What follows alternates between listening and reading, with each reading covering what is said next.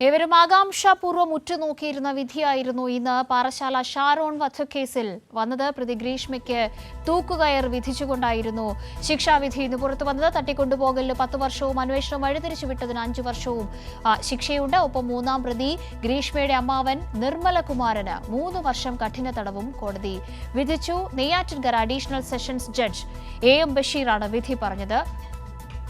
സമഗ്രമായ റിപ്പോർട്ടിലേക്ക്.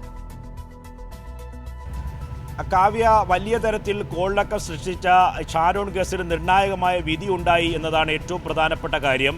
സ്വന്തം കമിതാവിനെ ജീവിതത്തിൽ നിന്ന് ഒഴിവാക്കുന്നതിന് വേണ്ടി ചതിച്ച് വീട്ടിനുള്ളിൽ വിളിച്ചു വരുത്തി കഷായത്തിൽ വിഷം കലർത്തി നൽകിയ കേസാണ്. ഈ കേസിൽ നിർണായകമായ വിധിയുണ്ടായി. മാത്രമല്ല, പരമാവധി ശിക്ഷയായ തൂക്കുകയറാണ് ഗ്രീഷ്മയ്ക്ക് കോടതി വിധിച്ചിട്ടുള്ളത്. ഒപ്പം തന്നെ 2 ലക്ഷം രൂപയുടെ പിഴയുണ്ട്. ഒപ്പം തന്നെ അന്വേഷണം വഴിതിരിച്ച് വിട്ട കേസിൽ 5 വർഷത്തിൻ്റെ തടവുണ്ട്. ഒപ്പം തന്നെ തട്ടിക്കൊണ്ടുപോകലിന് 10 വർഷത്തിന് തടവ്. അങ്ങനെ ഏറ്റവും പരമാവധി ശിക്ഷ തന്നെ കോടതി നൽകിയിട്ടുണ്ട്. മൂന്നാം പ്രതിയായ ഗ്രീഷ്മയുടെ അമ്മാവൻ നിർമ്മലകുമാരൻ നായർക്ക് 3 വർഷത്തെ തടവ് കൂടി വിധിച്ചിരിക്കുന്നു. അതുകൊണ്ട് പ്രോസിക്യൂഷൻ കോടതിയിൽ ഉന്നയിച്ച വാദമുഖങ്ങൾ തന്നെ കോടതി അംഗീകരിച്ചു. കനത്ത ശിക്ഷ തന്നെ പ്രതികൾക്ക് നൽകിയിട്ടുണ്ട്. ഈ ശിക്ഷയിൽ പരമാവധി ശിക്ഷ ലഭിച്ചതിൽ ഗ്രീഷ്മയുടെ മാതാപിതാക്കൾ സന്തുഷ്ടരാണ്. ഈ വിധിയിൽ നന്ദിയുണ്ട് എന്നും ഇക്കാര്യത്തിൽ പോലീസിന്റെ അന്വേഷണത്തിലും ഇടപെടലിലും പൂർണ്ണമായ നന്ദി രേഖപ്പെടുത്തുന്നു എന്നാണ് മാതാവും പിതാവും കൈരളി ന്യൂസിനോടും ഒപ്പം തന്നെ മാധ്യമങ്ങളോടും പ്രതികരിച്ചത്.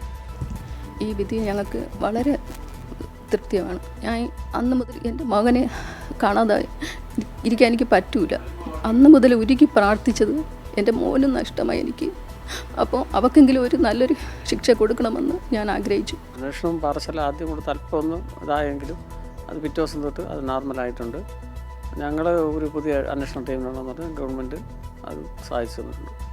ഒപ്പം തന്നെ കേരള പോലീസിന്റെ പഴുതടച്ചുള്ള അന്വേഷണം, ശാസ്ത്രീയമായ തെളിവുകൾ, പ്രോസിക്യൂഷൻ വ്യക്തമായി കോടതിയിൽ ഇത് അവതരിപ്പിച്ചതൊക്കെ തന്നെ ആ കേസിന്റെ ഈ നിർണായകമായ വിധിക്ക് കാരണമായി.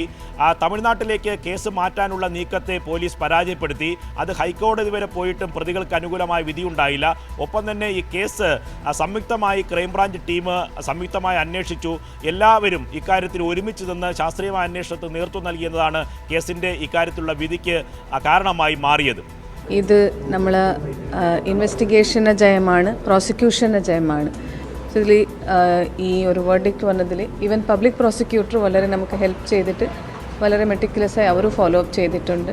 മറ്റൊരു പ്രധാനപ്പെട്ട കാര്യം ഈ കേസിൽ സർക്കാരിൻ്റെ ഇടപെടലാണ്. ഷാരോൻ്റെ മാതാപിതാക്കൾ ആവശ്യപ്പെട്ട കാര്യം സ്പെഷ്യൽ പ്രോസിക്യൂട്ടറായി വിനീത് കുമാറിനെ തന്നെ സർക്കാർ അനുവദിച്ചു നൽകി. അദ്ദേഹത്തിൻ്റെ മികവ് ഈ കോടതിയിലെ ഉത്തരവിൽ നിർണായകമായി മാറുകയും ചെയ്തു. എൻ്റെ പബ്ലിക് പ്രോസിക്യൂട്ടർ എന്ന ഔദ്യോഗിക ജീവിതത്തിൽ സ്പെഷ്യൽ PP എന്ന രീതിയിൽ എനിക്ക് തീർച്ചയായിട്ടും വലിയൊരു വെല്ലുവിളി നിറഞ്ഞ ഒരു കേസ് തന്നെയായിരുന്നു. ആ ഒരു വലിയ വെല്ലുവിളി എനിക്ക് വളരെ അങ്ങേയറ്റം സപ്പോർട്ടോടുകൂടി എൻ്റെ ടീം അംഗങ്ങളായിട്ടുള്ള അൽഫാസ് മഠത്തിലും അതുപോലെ അഡ്വക്കേറ്റ് നവനീത് കുമാറും അത് പോലീസിൻ്റെ അങ്ങേയറ്റം തൊട്ട് ഉള്ള ഒരു സഹായം എനിക്ക് അവസാനം വരെയും പ്രോസിക്യൂഷൻ എയ്ഡിൻ്റെയും എല്ലാവരുടെയും, കാരണം 3 DYSPമാരുടെ സഹായം, ജോൺസൺ, അതുപോലെ റസിത്ത്, SP സുൽഫിക്കർ, പിന്നെ ഇപ്പോഴത്തെ പാറശാല CI സജ്ജി, ഇവരുടെയൊക്കെ എൻ്റെ ഓഫീസിലെ ടീം എല്ലാവരും കൂടി ഒത്തൊരുമിച്ചൊരു നല്ലൊരു പ്രവർത്തനം വെച്ചതുകൊണ്ടാണ് സത്യം കോടതിയിൽ തെളിയിക്കാൻ കഴിഞ്ഞതും അത് പരമാവധി ശിക്ഷ ഉറപ്പാക്കാൻ കഴിഞ്ഞതും എന്നുള്ളതാണ് സത്യം. ഏതായാലും ഷാരോന്റെ കുടുംബം കാത്തിരുന്ന വിധി, ജനങ്ങൾ കോളിളക്കം സൃഷ്ടിച്ച ഈ കേസിൽ എന്തായിരിക്കും വിധി എന്ന് കാത്തിരിക്കുകയായിരുന്നു. അതിൽ പരമാവധി ശിക്ഷ തന്നെ ഗ്രീഷ്മയ്ക്ക് ലഭിച്ചു എന്നതാണ് ഈ കേസിൻ്റെ പ്രാധാന്യം.